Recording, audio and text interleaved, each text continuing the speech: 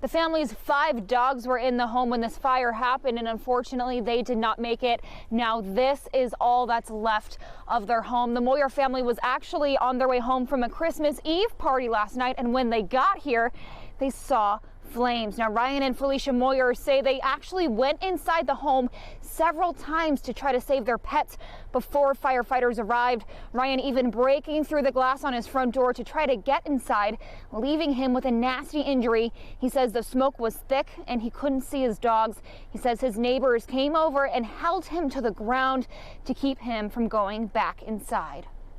I heard him for a split second in there, and that was it. That was it. My neighbors, they held me back. They contained me. They didn't want me to go back in.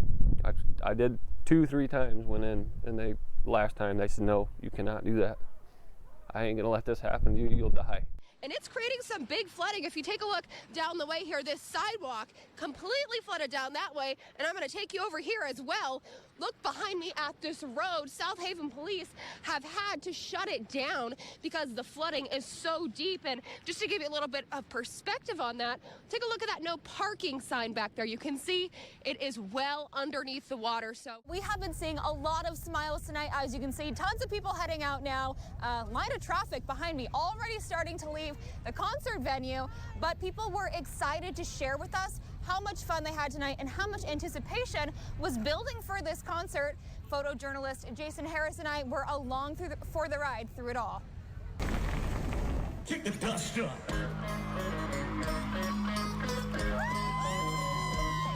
Let's go.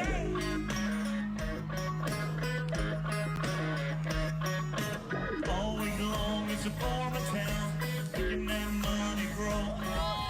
Side dust bars with flashing lights, backing up a 2-lane road. They take one last lap around. Friends on the farm and small town charm. Looks incredible. Beautiful weather, beautiful venue. People are here from near. I live right in Plainwell, so it's so perfect. And far to see this massive country star. We just want to see him shake it. I came out in the rain and I'm here in the cold. Fans say they have high expectations for their favorite songs. I crashed my party.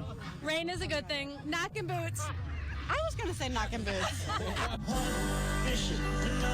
As the night wears on, they say their love for Luke's music runs strong. I want him to know that he makes amazing music and makes us feel better every day about real life and real situations, and his music helps us get through the day. Come on, and kick the dust up. You want some lemonade?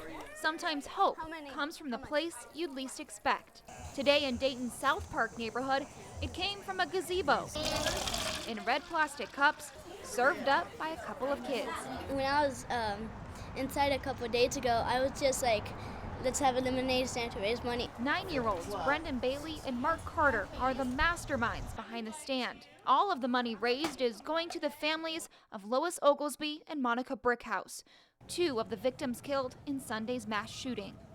Both women had children at the boys' school. Just knowing, that they go there and this could have been their mom, and just all those kind of realizations that unfortunately that a child has to come to grips with. They felt a need to help, and the community was quick to follow. I didn't know it would get this big. I said we need to go to Costco and buy more lemonade. So Neighbors joined in, bringing baked goods and donations to the stand. Soon the gazebo, just 4 blocks from the Oregon district, became a center of healing. I really just want the victims of the shooting to know how much everyone cares for them. I've never seen the resilience and the strength that lives here in Dayton. It's a simple act. Children just have that really raw and innocent way of loving people. With a very big lesson. Honestly, and as adults, I think we grow up and we feel powerless towards these things, and it's just amazing to see kids take power for themselves and do something about it. In Dayton, Ohio, Genevieve Grippo, News Channel 3.